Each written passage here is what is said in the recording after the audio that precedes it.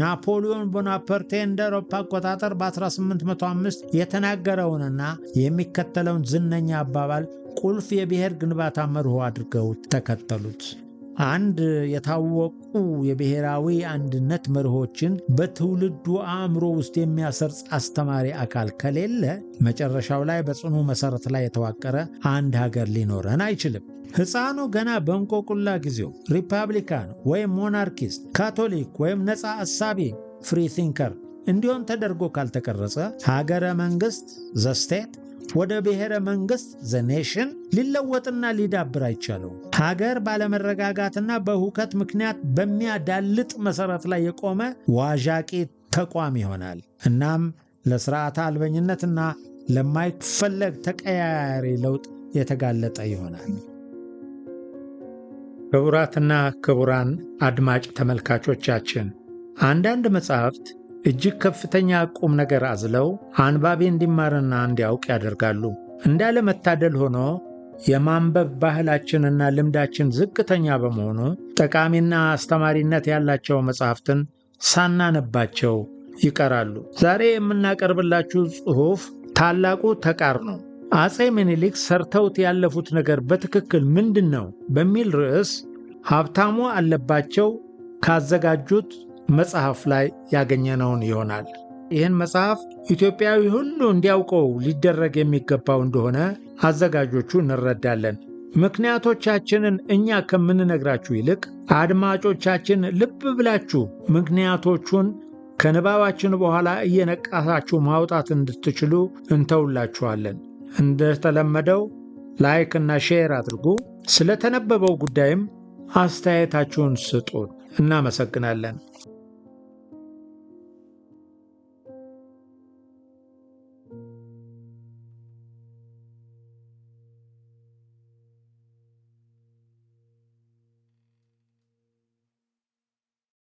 ሁለት ብሔር ግንባታ ሁለተኛውና ሁሉም ሀገረ መንግስታት በሙሉ የሚመለከት ተግባር ብሔር ግንባታ ወይም ኔሽን ቢልዲንግ ነው። ብሔር ግንባታ ከሀገር ምስረታ ቀጥሎ የሚመጣ የተራዘመ ፕሮጀክት ነው። በዓለም ላይ ያሉ ሁሉም ሀገሮች ያለምንም ልዩነት የሚመለከትና ሊዘለል የማይችል የመንግስታት ተግባርም ነው። ብሔር ግንባታ በሦስት ዋና ዋና ምክንያቶች ከሀገረ መንግስት ምስረታ ተግባር ይለያል። አንደኛ፣ በትርጉሙ አካላዊው የሀገር መንግስት ምስረታ ተግባር መጠናቀቅ የሚፈጥረው ተከታይ ረቂቅ ፕሮጀክት ነው። በዓላማው ደግሞ ሀገረ መንግስቱ በአንድ ፖለቲካዊ አካል ስር ባጠቃለላቸው ልዩ ልዩ የህብረተሰብ ክፍሎች አስተሳሰብ ላይ ያነጣጥራል። በቡድንና በግለሰብ ደረጃ የሀገረ መንግስቱ አባልነት ስሜት እንዲያድርባቸው የማድረግ ተልእኮ ነው። ህዝቡ ተመጣጣኝ በሆነና አብዛኛውን ቁጥር በሚያጠቃልል ደረጃ ለሀገረ መንግስቱ ታማኝ እንዲሆን ይጠበቃል። ይህ ተግባራዊ እንዲሆን የሚያስችለውን መንፈሳዊ ልማት መስራት ወይም ዜግነትንና ኩራትን በእንግሊዝኛው ስቴት ናሽናሊዝም ኤንድ ሼርድ ፐብሊክ ስፒሪት እንዲያዳብር ማስቻል ነው። አንደርሰን ኬ እንደሚነግረን ብሔር ግንባታ በዚህ ባህሪው ምክንያት በሀገረ መስረታ ወቅት ከነበረው አካሄድ በእጅጉ ይለያል። ብሔር ግንባታ በአንዳንድ ሀገሮች በጦር መሳሪያና ኃይል እንደተሳካ የሚቆጠርበት ልምድ አለ። በተለይ በህዝቡ ዘንድ በቀላሉ ቡድናዊ የህብረት ስሜትን የሚያራግቡ ተከታታይ ፕሮፓጋንዳዎች ውጤት ያስገኙትበት የታሪክ አጋጣሚም አልጠፋም። ይህ ግን እንደ ልዩ ክስተት እንጂ እንደ ቋሚ ዝንባሌ መታየት የለበትም። ብሔር ግንባታ ጦር መሳሪያ መጠቀምን አይሻም። ይህን ለማድረግ ቢሞክርም ውጤት አይኖረውም። ምክንያቱም ሀገራዊ መልክ ያለው የኩራት ስሜትና የታማኝነትን መንፈስ በጫና መፍጠር አይቻልም። አምደ ብርሃን ወልደ ጊዮርጊስ በ2010 እንደሚነግረን ደግሞ ብሔር ግንባታ ከምንም በላይ ከዘመናዊ ትምህርትና ከሰፊ የመሠረተ ልማት ዝርጋታ ውጪ ሊታሰብ አይችልም። ከሁኔታ ሁኔታ ቢለያይም ዲሞክራሲንና የመልካም አስተዳደር ግንባታን የያዘ ውስብስብ ተግባራትንም አስፈላጊ ያደርጋል። ይህ ከባድ ተግባር ሲሳካ በመንግስትና በሕዝብ መካከል የሥራ ድርሻ ልውውጥ ይደረጋል። በሂደት የሀገረ መንግስቱን ህልውናና ደህንነት የማስጠበቁ ተግባርና ባለቤትነት ለውጥ ያሳያል። ያም ከመንግስት ጦር ኃይል ይልቅ ወደ ሕዝቡ ይተላለፋል። ይህ የሚሆነው ህዝቡ ከውስጣዊ የብሔር፣ የሃይማኖት፣ የጂኦግራፊ፣ የገቢ ደረጃ ልዩነቶች በላይ በብሔር ግንባታ ሂደቱ ያለማቋረጥ በሚያዳብራቸው ሀገራዊ የጋራ እሴቶች አማካይነት ነው። በውጤቱም ለጦር ኃይሉ ጣልቃ ገብነት ምክንያት የሚሆኑ ግጭቶችን በራሱ የሚፈታበት የፖለቲካ መግባባትና ባህል እየተከተለ የሚጓዝበትን ሂደት ያመለክታል። ብሔር ግንባታ አንድ ሀገር ቀደም ካለ አንድ ኋላ ቀር ደረጃ ወደ ሌላ የላቀ ደረጃ የሚያደርገው የህሊናና የማቴሪያል የአደረጃጀትና የአወቃቀር ሽግግርም ያመለክታል። ሆይተር ስቶዞምካ በ1988 ዱርክሃይም የተባለውን ጀርመናዊ የክላሲካል ዘመን ሶሺዮሎጂስት ጠቅሶ የጻፈው ቁም ነገር እዚህ ላይ ተጠቃሽ ነው። ብሔር ግንባታ ማለት አብዛኛው ህዝብ የግልና የጋራ ደህንነቱን ኑሮውን ከውጭ ሁነቶች ፋክተርስ ግንኙነት የሚያላቅቅበት ተግባርና ደረጃ ነው። በዚህ ጊዜ በደም፣ በቋንቋ፣ በሃይማኖት መስፈርት ከተደራጁ ቡድኖች ነፃ እየሆነ ይሄዳል። እንዲሁም ኢኮኖሚያዊ ሁኔታውን ከእርሻና ከተፈጥሮ በጎ ፈቃድ ያላቅቃል። በዚህም ከነበረበት ዝቅተኛ ማህበራዊ የእድገት ደረጃ ሜካኒካል ሶሊዳሪቲ ወጥቶ ወደፊት ይንቀሳቀሳል። ቀስ በቀስ ጠቅላላው ግንኙነት በኢኮኖሚ ትስስርና በነፃ ገበያ መጠቃቀም መስፈርት ይተካል። ዕውቀትና ምክንያታዊነት፣ ታጋሽነትና መቻቻል ወደሚመሩት ከፍተኛ የአደረጃጀት ደረጃ ያመራል። ይህንን አዲስና የላቀ መዋቅራዊ ብሔራዊና ማህበራዊ ትስስር ዱርክሃይም ኦርጋኒክ ሶሊዳሪቲ ሲል ሰይሞታል። የአማርኛ አቻውን ማግኘት አልቻልኩም። ያም ሆነ ይህ ብሔር ግንባታ ማለት እንግዲህ ይህ የሽግግር ሂደት ማለት መሆኑ ነው። የብሔር ግንባታ በፖለቲካ መስፈርት የአንድ አገር አብዛኛው ህዝብ የጋራ ማንነት ሼርድ አይደንቲቲ የሚፈጠርበትና የሚያዳብርበት የተራዘመ ተግባርም ነው። ማንነቱ አንዴ ከተፈጠረ በኋላ የጸና የራስ ምስልና መግለጫ ነው። ይህ የሚፈጠርበትን ሂደት በእንግሊዝኛው አይደንቲፊኬሽን ይሉታል። ይህንን ማንነት በተቀነባበረ መንገድና ስልት የመፍጠር ተግባርን ያመለክታል። አይደንቲቲ ደግሞ በህዝቡ አእምሮ ውስጥ አንድ ህዝብ ራሱን ከሌሎች የሚለየውን ድንበር በሚገባ የሚገነዘቡበትና ንቃተ ህሊና መፍጠር የቻለበትን ደረጃ ያመለክታል።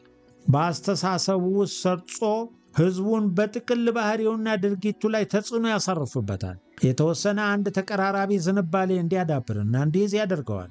ሆብስዋም እንደሚለው ደግሞ የአንድ ሀገር ዜጎች ፍላጎቶቻቸውን፣ ምኞቶቻቸውንና ምርጫዎቻቸውን በበቂ መጠን የሚያቀራርቡበት ክስተት ነው። በውጤቱም አንደኛው ዜጋ፣ ቡድን ወይም አካባቢ ከሀገሪቱ የመገንጠል ዝንባሌ እየተወ ይሄዳል ወይም ተፈጥሯዊ በሆነ በሂደት ከሌሎች ቡድኖች የመገለል ግፊትን እንዲተው መንፈሳዊ ጥንካሬ ያገኛል።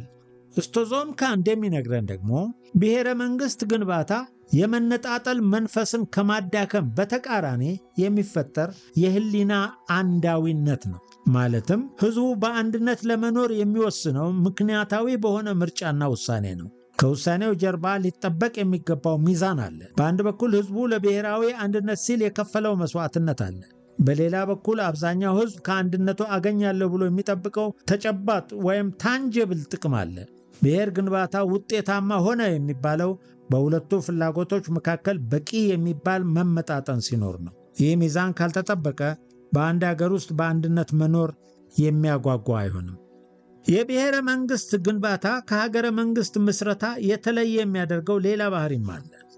መንግስትና ህዝቡ ወደ አዎንታዊ እጅ መጨባበጥ ያመራሉ። ስለዚህም ከላይ ወደ ታች፣ ከታች ወደ ላይ አቅጣጫ በዋና ዋና ምርጫዎችና የተጠቃለሉ ፍላጎቶች ዙሪያ የሚግባቡበት፣ የሚተሳሰሩበትና ውጤታማ ወደሆነ ንቅናቄ የሚገቡበት ተግባር ነው። ወደ ኢትዮጵያ ጥናት እንዲያሸጋግረን ጽንሰ ሐሳቡን ለማብላላት የሚያስችሉን አንዳንድ ተግባራዊ ምሳሌዎችን ወስደን እንመለከታለን። 2.2.1 ፈረንሳይን እንደ ምሳሌ። ዌበር በ1979 እንደሚለው እንደ አውሮፓ አቆጣጠር በ1870 ከፈረንሳይ አጠቃላይ ህዝብ መካከል 50 በመቶ የሚሆነው በቋንቋ ረገድ ፈረንሳይኛ መናገር አይችልም ነበር። ይህ ጊዜ እንግዲህ ከ1789 ስር ነቀል የፈረንሳይ ታሪካዊ አብዮት 100 ዓመት በኋላ መሆኑ ነው። ይህ ብቻም አይደለም። ከፈረንሳይ እጅግ ፈጣን ኢንዱስትሪያላይዜሽን ወቅት ጋር የሚገጣጠም ወቅትም ነበር። ከፈረንሳይ ሕዝብ ውስጥ ግማሽ የሚሆነው በእርሻ ክፍለ ኢኮኖሚ የተሰማራ ገበሬ ሕዝብ ነበር።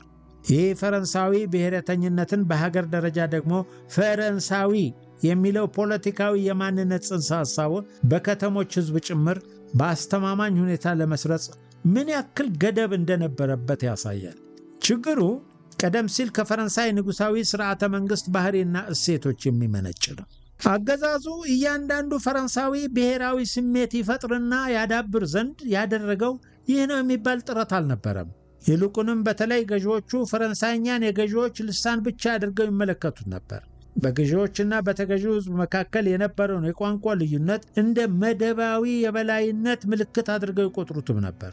ፈረንሳይኛ ወደ ተራው ዜጋ መውረዱንና መስፋፋቱን ብዙም አይወዱትም። በዚህ ምክንያት እንደ አውሮፓ አቆጣጠር በ1789 አብዮት በፊትና በኋላ እስከ 19ኛው ክፍለ ዘመን ማብቂያ አካባቢ ድረስ በሀገሪቱ ውስጥ ይህ ነው የሚባል የብሔር ግንባታ ተግባር ተከናውኗል ማለት አይቻልም። በመሰረተ ልማት በኩል የፈረንሳይ ልሂቃን በበቂ መጠን ሥራ አልሰሩም።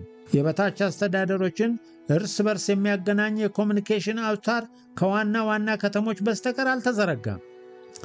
የመጀመሪያ ደረጃ ትምህርትም በሀገር ደረጃ በአንዳንድ ጊዜ ብዙዎቹን ትምህርት ቤቶች በመንግሥት በጀት ከመገንባት ይልቅ በቤተ ክርስቲያን ግብረ ሰናይ ጣልቃ ገብነት የሚከናወኑ ነበሩ። የተገነቡት መንገዶችም ቢሆኑ ግብር ለመሰብሰብ የጦር ኃይልና ፖሊስ ለማንቀሳቀስ እንጂ የብሔር ግንባታ ጥረቱን የሚደግፉ በሕዝቡ መካከል መቀራረብን የሚያበረታቱ አልነበሩም። ስለዚህ አብዮቱ የፈረንሳይ ብሔረተኝነት ፈር ቀዳጅ ቢሆንም ፈረንሳዊነት በአጠቃላይ ብሔራዊ መንፈስ ሆኖ ለመውጣት ረዘም ያለ ጊዜ ፈጅቶበታል። እዚያም በኋላ ቢሆን ሁኔታው ያሳየው ለውጥ እምብዛም ነበር። ለምሳሌ እንደ አውሮፓ አቆጣጠር በ1864 በሎዚር ከተማ አንድ የትምህርት ቤት መምህር ተማሪዎቹን እንግሊዛዊ ነህ ወይስ ራሽያዊ ብሎ ላነሳላቸው ጥያቄ አንድም ፈረንሳዊ ሕፃን ፍሬንች ነኝ የሚል መልስ ሊሰጥ እንዳልቻለ መዝግቦታል። ቀድሞው ይሰጡት የነበረው መልስ የተወለዱበትና ያደጉበትን የሎዚር አካባቢ ነበር። ይህ መሆኑ ብሔር ግንባታ ምን ያክል ውስብስብ ጊዜና ትጋት የሚጠይቅ መሆኑን ያሳያል። በእርግጥ ብሔር ግንባታ ከፈረንሳዮች ትውፊታዊ የአህዳዊነት አደረጃጀትና የፖለቲካ አመራር እምነት አንጻር ከሌሎች አገር ለየት ያለ ትርጉም አለው። ያም በሕዝቡ መካከል መመሳሰልና መዋሃድ ወይም ሆሞጀናይዜሽን መፍጠርና እያንዳንዱ ዜጋ ለፈረንሳዊ ማንነቱ ቅድሚያ እንዲሰጥ የሚያደርገውን መንፈሳዊ ሁኔታ መኮትኮትና ማዳበር ሆኖ ብቅ ያለው ከ1870ዎቹ በኋላ ነበር።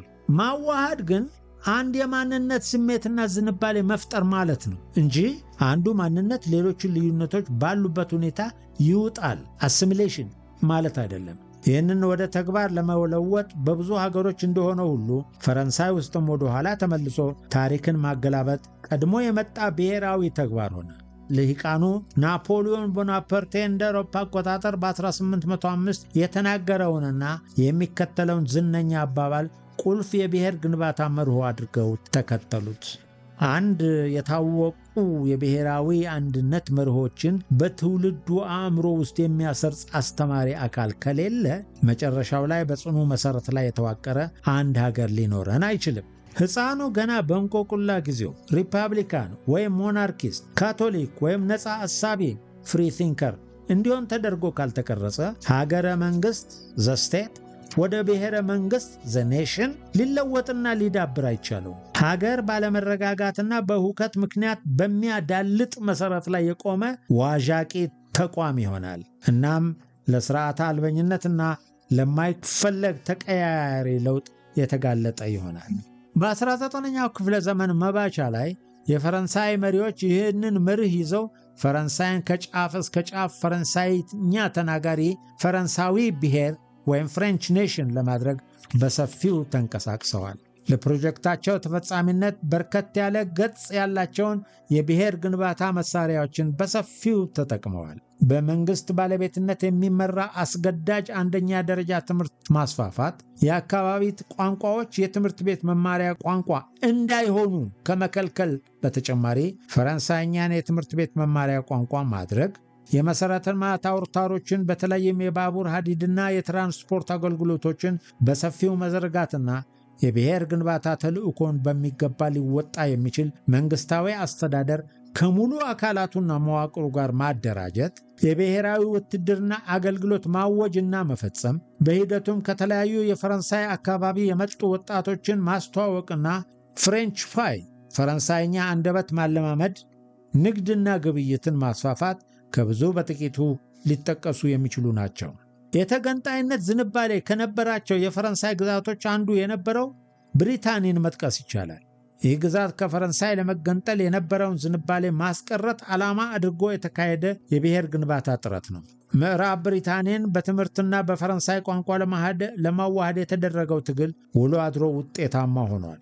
ጆሴፍ ስትሬንጀር በ2007 እንደጻፈው የብሪታንያ ቋንቋ በብዙ ነገሮች ከሰሜን ፈረንሳይ ቋንቋዎች አንዱን የማይመስል ነበር። ከብሔር ግንባታ ጥረቱ በኋላ ግን የልዩነት ሙሉ በሙሉ ተለወጠ። ብሪታንያዎች ምናልባትም ከፈረንሳይ በላይ ፈረንሳዊ ሕዝብ ሊሆኑ በቅተዋል። 2-3 ጥናቱ የሚደረግበት አተያይና የህልዮት ደረጃ ፓራዳይም። ይህንን ጥናታዊ መጽሐፍ የተሳካ ለማድረግ የኢትዮጵያን ልዩ ሁኔታ በጥቅል የተነሳውን ጉዳይ ደግሞ በተለይ የሚመጥንና የሚስማማ አተያይ መምረጥ ነበረብኝ። የመረጥኩትን አተያይ የሶሲዮሎጂ ተመራማሪዎች ጊዜ አልፎበታል በሚል ምክንያት ላይስማሙበት ይችላሉ። ነገር ግን በበኩሌ አንድን አተያይ የምመርጠው ፈረንጆቹና አገሮቻቸው በደረሱበት ደረጃ ሳይሆን አሁን ኢትዮጵያ ባለችበት ደረጃ ብቻ ነው። ስለዚህም አጀንዳውን ከሶሲዮሎጂ በተበደርኩት አተያይ ለመመርመር አግባብ ሆኖ አግኝቼዋለሁ። ይህም ማለት ዘመናዊት ኢትዮጵያን ለዚህ ጽሑፍ ዓላማ በአንድ አይነት እንቅስቃሴ ወይም ሞሽን ውስጥ የሚገኝ አንድ መዋቅር ወይም መዋቅራዊ አደረጃጀት አካል አድርጌ እመለከታለሁ። መዋቅር ወይም ስትራክቸር በሁለት ደረጃዎች የሚከፈል አደረጃጀትን ያመለክታል። ጆን ሾተር በ1983 እንደጻፈው እነርሱም መዋቅርና የመዋቅር እንቅስቃሴ ወይም ድርጊት ናቸው። መዋቅር ጥቅሉንና ሙሉውን የአንድ ሀገር ምስረታ አወቃቀር ያለምንም ማብራሪያ ባለበት ሁኔታ ከውጭ ሲመለከቱት የሚሰጠን ምስል ነው። ብሔሮች አሉ ወይስ ህዝቡ አንድ ቋንቋ ተናጋሪ ነው? ኢኮኖሚው በአብዛኛው እርሻ ነው ወይስ ኢንዱስትሪ? የአካባቢ መስተዳደሮች፣ ክፍለ ሀገራት፣ ክልሎች ስንት ናቸው? ስፋታቸው፣ ከመሃል ሀገር ያላቸው ርቀትና ቅርበታቸው ምን ይመስላል? ለእነዚህ ጥያቄዎች መልስ ስንሰጥ እየተናገርን ያለነው ስለ መዋቅሩ ብቻ ነው። አሁንም የሚስማማ ምሳሌ መሆኑ አወዛጋቢ ቢሆንም የቆመ መኪናን እንውሰድ። የቆመን መኪና ባለበት ሁኔታ ሲመለከቱት ከተለያዩ ዝርዝር አካላት የተፈበረከ አንድ ጥቅል አካል ነው። ጎማ፣ ሞተር፣ ወንበሮች፣ መሪ፣ መስኮት፣ መብራት ወዘተርፈ። ይህንን ስንዘረዝር ስለ መዋቅሩ እየተናገርን ነው። መኪናው በሹፌር እየተነዳ ሲንቀሳቀስ ደግሞ የመዋቅሩ ድርጊት ይሆናል። ሞተሩ ሲነሳና ድምፅ ሲያሰማ፣ የሚጓዝበት ፍጥነት፣ መብራቶች ሲበሩና ሲጠፉ፣ አቅጣጫ ሲቀይር፣ ሲንገጫገጭ ወዘተርፈ መዋቅሩ ድርጊት ውስጥ ገብቷል። ድርጊት ከሀገረ መንግስት አንጻር መዋቅሩ በምን አይነት እንቅስቃሴ ውስጥ እንደሚገኝ የሚነግረን የመዋቅሩ ገጽታ ነው። ልማት አለ ወይስ እድገት? የምርጫ ቅስቀሳና ምርጫው የሚካሄደው መርሃ ግብር ለማሟላት ነው ወይስ ለህዝብ አማራጭ ለማቅረብ? የፓርላማ ጉባኤና ህግጋት ሲወጡ ሹመትና ሽረት የገጠሩ ህዝብ በእድገት ምክንያት እየቀነሰና ወደ ከተሜነት የተለወጠ ነው ወይስ ድህነትና ኋላ ቀርነት ባሉበት ደረጃ ናቸው? የውጭ ግንኙነቱ፣ የሰላምና ግጭት ደረጃውና ጥልቀቱ፣ ማምረትና መነገድ ወዘተርፈ የመዋቅሩን ድርጊት ያመለክታሉ። መዋቅርና የመዋቅር ድርጊትን ከኢትዮጵያ አንጻር ቀጥለን በዝርዝር እንመልከተው። 2-3-1 መዋቅር። በአንድ በኩል ኢትዮጵያ የምትባል ጥቅል ዘሆል አካል አለች። ጥቅል አካል የሚለውን ጽንሰ ሐሳብ ከሰው አካል ጋር ባነጻጽረው ሐሳቡ የበለጠ ግልጽ ይሆናል። ጥቅሉ አካል ከተለያዩ ንዑስና ዝርዝር አካላት ወይም ፓርትስ ህብረትና ጥምረት የተገነባ ነው። እጅ፣ እግር፣ አይን፣ አፍንጫ ወዘተርፈ ንዑስ አካላት ናቸው። ነገር ግን አካላት የተበታተኑና በየራሳቸው ህልውና ያላቸው ቅርንጫፎች አይደሉም። አንድ ላይ ሲሆኑ ዋናውን አካል ወይም ሰውየውን ይሰጡናል። ጥቅሉ አካል በበኩሉ ይህ የንዑስ አካላት ስልታዊ ጥምረት ከሌለ ህልውና ሊኖረው አይችልም። አንድን አካል በዚህ መንገድ ማጥናት መዋቅራዊነት ወይም መዋቅራዊ አተያይ፣ በእንግሊዝኛው ደግሞ ስትራክቸራሊዝም ይሉታል። ይህ መዋቅር ግን በድን አካል አይደለም። አንቶኒ ጊድሰን 1984። መዋቅር በውስጡ ሕይወት አለ። በጥሩም ይሁን በመጥፎ መዋቅር በውስጡ የማያቋርጥ ንቅናቄ አለ። የንዑስ አካላት በመካከላቸውና ከጥቅል መዋቅሩ ጋር ሁሌም ለውጥ የሚያስከትል መስተጋብር ውስጥ ናቸው። ጥቅሉ መዋቅርም እንዲሁ ከሌሎች ውጫዊና ጥቅል መዋቅሮችና አካላት ከአካባቢና ከተፈጥሮ ወዘተ ጋር የሚያደርገው ቋሚ መስተጋብር አለ። ሻተር እንደሚለን ከበርካታዎቹ ንዑስ አካላት መካከል አንዱ ሲነካ ወይም ጉዳት ሲደርስበት ሌሎች አካላት በተነጻጻሪ በአንድ ወይም በሌላ መልክ ሊነኩ ይችላሉ። የአይን መሰወር በእግሮች እንቅስቃሴ ላይ የሚያስከትለው ጫና አይነት መሆኑ ነው። ጥቅሉ አካል ወይም መዋቅሩ ግን በአንዱ አካል መነካት ምክንያት ብቻ በቀጥታ ይነካል። ይህ ሁኔታ ጥቅል መዋቅሩን በንቅናቄ ላይ ያለ አካል ያደርገዋል። ይህ ንቅናቄ እርግጠኛ ባልሆነም በአማርኛ ድርጊት ቢባል የሚያስኬድ ይመስለኛል። 2-3-2 በንቅናቄ ወይም በድርጊት ላይ ያለ መዋቅር። መዋቅርንና ንቅናቄን ወይም ድርጊትን አንድ ላይ ስናጣምራቸው አንድን ጥቅል አካል በራሱ ውስጥና ከከበበው ውጫዊ ዓለም ጋር በመስተጋብር ላይ ያለ መዋቅር አድርጎ መገንዘብ ወይም ማየት ወይም ማመንን ያመለክታል። ድርጊታዊነትን በእንግሊዝኛው ፋንክሽናሊዝም ይሉታል። ይህንም በእንዲህ አይነት ንቅናቄ ላይ ያለ አካል የሚያጠኑበት ህልዮት በእንግሊዝኛው ስትራክቸራል ፋንክሽናሊዝም ይሉታል። አፍንጫ ሲመታ አይን ያለቅሳል አይነት ብሂል መሆኑ ነው። በጊድሰን አተያይ ይህ ማለት አንዱ አካል ለሌሎች አካላት መንቀሳቀስ ምክንያት ይሆናል። ያው አካል እንደገና በዚህ እንቅስቃሴ ውስጥ ተመልሶ በራሱ ላይ ተጽዕኖ ያርፍበታል። ወይም ጅራፍ ራሱ ገርፎ ራሱ ይጮሃል አይነት መሆኑ ነው። ሁሉም አካላት ሲንቀሳቀሱ ደግሞ ድምሩ መስተጋብር የጥቅል መዋቅሩ ንቅናቄ ይሆናል ማለት ነው። ንቅናቄው ሰላም ወይም ጦርነት፣ ጤንነት ወይም ህመም፣ እርቅ ወይም ግጭት፣ ጠላትነት ወይም ጥምረት፣ ወደፊት ወይም ወደ ኋላ አቅጣጫ ያለው እንቅስቃሴ፣ ጎጂነት ወይም ጠቃሚነት ያለው ሊሆን ይችላል። ይህንን ህልዮታዊ አተያይ ከኢትዮጵያ ሀገረ መንግሥት ውስጣዊና ውጫዊ ንቅናቄ አንጻር የተመለከቱ የምሁራን ሥራዎችን ብንመለከት ህልዮቱ የበለጠ ግልጽ ይሆንልናል። ላጲሶ ዴል ጌቦ አንድን ታሪክ በመዋቅራዊ መንገድ እንዴት ሊጠና እንደሚችል የኢትዮጵያ የመከራ ሥርዓትና የኤርትራ ጥያቄ 1985 የታተመው በሚለው መጽሐፉ ከሞላ ጎደል ያሳየናል። የኢትዮጵያን ታሪክ ጥናት በመዋቅራዊ አተያይ ሲመለከተው ለምሳሌ የሚከተሉትን ወሳኝ ዓላማውያን መሠረት ማድረግ እንዳለበት ያስገነዝባል። መልክዓ ምድራዊ፣ በተለይም የአባይ ሸለቆንና የቀይ ባህርን ጂኦፖለቲካ፣ ከውጭው ዓለም ጋር የሚያገናኙ የግንኙነት መስመሮች ወይም በተለይ ወደቦች ወይም የባህር በሮች፣ ኢኮኖሚያዊ ዘርፍና የልማት ደረጃ፣ የተለያዩ ህዝቦች ከቦታ ቦታ የሚያደርጉት ፍልሰትና የእርስ በርስ በአይነ ግብር የፖለቲካ ስርዓቱ አደረጃጀትና የሚገዛበት ርዕዮተ ዓለም፣ ጊዜና በጊዜ ሂደት የሚከሰቱትን ማህበራዊ ለውጥ፣ ምርትና ግብይት፣ ቋንቋና የቋንቋዎች ስርጭት ወዘተ ታሳቢ ሊሆኑ ይገባል። በዚህ መንገድ ካልተጠና መቼም ቢሆን ያ የታሪክ ጥናት ውጤቱ ትክክለኛና ጠቃሚ እንደማይሆን ይገልጻል። በላጲሶ መነጽር ስንመለከተው መዋቅራዊ አተያይ በርካታ ልዩነቶች ባሉባቸው ሀገራት ጠቃሚ የጥናት ዘዴ እንደሆነ ይስማማል። ይህ አይነቱ ስነ ዘዴ የማይመራው የኢትዮጵያ ታሪክ ጥናት ውዝግብና አለመግባባትን ከመፍጠርና ከማባባስ የዘለለ አንዳችም ጥቅም የለውም። ምክንያቱም አንድ መዋቅር የመንግሥት መሪዎችን ፖሊሲ ይወስናል። ከሌላ ከየትም ቦታ ሊመጣ አይችልም። ግለሰቦችና የሰዎች ድርጊት እንደገና መልሶ መዋቅሩን ተጽዕኖ ያሳርፍበታል። ማለትም አንድም ወደፊት ያራምደዋል፣ ባለበት ያስቆመዋል፣ ወይም ወደ ኋላ ይጎትተዋል። የዓለም ሀገራት አንደኛው ከሌላኛው የተለያዩ የሚሆኑበትና የተለያየ ፖሊሲ የሚከተሉበት ምክንያትም ይኸው ነው።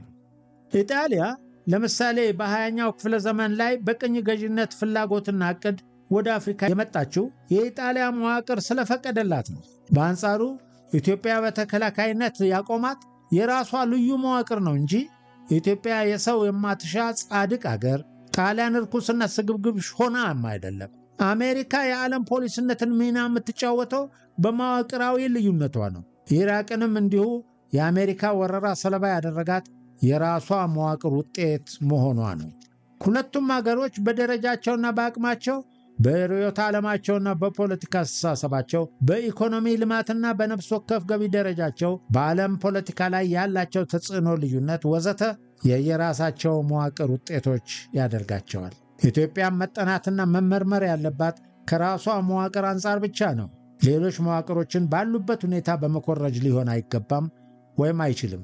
በዚህ አታይ መሠረት ኢትዮጵያ ከቋንቋ ቡድኖች ኤትኒክ ግሩፕስ፣ የሃይማኖት ጎራዎች፣ ልዩ ልዩ ስነ ምህዳሮች፣ ኢኮኖሚ፣ ፖለቲካ፣ ታሪክ፣ የተፈጥሮ አካባቢ ወዘተ ንዑስ አካላት ጥምረት የተገነባች መሆኗን መነሻና መድረሻ አድርጌ እቀጥላለሁ። እዚህ ላይ ከርዕሳችን ወጣ ቢልም በተለመደው የኢትዮጵያ ታሪክ አጻጻፍ ተደጋጋሚ መዋቅራዊ ግድፈት ከሚሰራባቸው አንዱ ማለትም የዘመነ መሳፍንትን ምሳሌ አድርገን ወስደን እንመልከት። 2-3-3 ዘመነ መሳፍንት እንደ ጥሩ ምሳሌ ከ1769 እስከ 1855 ዓ.ም ዘመነ መሳፍንት ላይ ከተጻፉት ሁለት ሥራዎች የባሕሩ ዘውዴን የኢትዮጵያ ታሪክ እና ከላይ የተጠቀሰውን የላጲሶ ዴል ጌቦን ሥራ ወስደን እንመልከት። ሁለቱም ምሁራን ዘመነ መሳፍንትን በጉልት ሥርዓት ውስጥ የተከሰተ ማዕከላዊ የዘውድ መንግሥት ተዳክሞ የአካባቢ ገዢዎች እውነተኛውን ሥልጣን የተቆጣጠሩበት፣ በየአካባቢው የሥልጣን ሽኩቻዎችና ጦርነቶች የተበራከቱበት ወዘተ ወቅትና የፖለቲካ ሁኔታ እንደነበረ ይስማማሉ። እንዴት እንደተፈጠረ ሲጽፉም እንዲሁ የልዩነት ነጥብ በመካከላቸው የለም። ሁለቱም የትግሬው መስፍን ራስ ሚካኤል ስሁልን ከ1740 እስከ 1780 ዓ.ም የሥልጣን ዘመን ሰበብ ያደርጋሉ። መስፍኑ ለቀይ ባህሪ በር ቅርብ በመሆናቸው ምክንያት እስከ 20 ሺህ የሚደርስ በሚገባ የታጠቀ ሰራዊት ይዘው ጎንደር ገብተዋል። ከዚያም ነገሥታትን በራሳቸው ፈቃድ መሾምና መሻር ሲጀምሩ የዘመነ መሳፍንት መስራች ሆነው መውጣታቸውን ይጠቅሳሉ። እዚህ ላይ ያልተመለሰው ጥያቄ የዘመነ መሳፍንት መዋቅር ራስ ሚካኤል ስሁልን ፈጠሯቸው ወይስ ራስ ሚካኤል ስሁል ናቸው ዘመነ መሳፍንትን የፈጠሩት የሚለው ነው። ይህንን ቁልፍ ጥያቄ ሁለቱም የታሪክ ምሁራን በአጥጋቢ ሁኔታ መልስ አልሰጡበትም። እይታችንን መዋቅራዊ አድርገን ለመመለስ ከጎንደር ከተማ አመሰራረት እንጀምር። እንደሚታወቀው ከዘመነ መሳፍንት ክስተት በፊት ጎንደር ከተማ በ1632 ዓ.ም ተፈጥራለች። በጊዜው ኢትዮጵያ ውስጥ ከነበሩት ከተሞች ጎንደር በትልቅነቱና በቤተ መንግሥት ውስብስብ ግንባታው በእጅጉ የተለየ ነበር።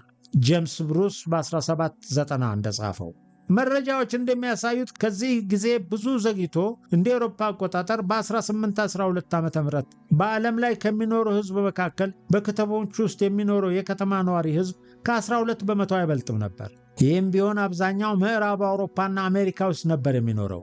በዚህ ወቅት ካፒታሊዝም በርካታ ከተሞችን በኢንዱስትሪያላይዜሽን እና በከተማ መስፋፋት ሂደት አርባናይዜሽን በፍጥነት እያሳደጋቸው ነበር። በተቃራኒው ኢትዮጵያ ውስጥ ሁኔታው የዚህ ቀጥተኛ ግልባጭ ነበር። ፊውዳሊዝም ቀደም ካለውና እንደ አውሮፓ አቆጣጠር በእንግሊዝና የፈረንሳይ በቅደም ተከተል 1660ዎቹና 1789 አብዮቶች ከተሻረው የአውሮፓዊ ፊውዳላዊ ሥርዓት ጋር መመሳሰሉ አከራካሪ በሆነ ሁኔታ ኢትዮጵያ ውስጥ ስር የሰደደ የፊውዳል ሥርዓት ወይም የተንሰራፋ የእርሻ ኢኮኖሚ የዋጣት ኤምፓየር ነበረች። ደሳለኝ ረሃመቶ 1985 በጻፈው።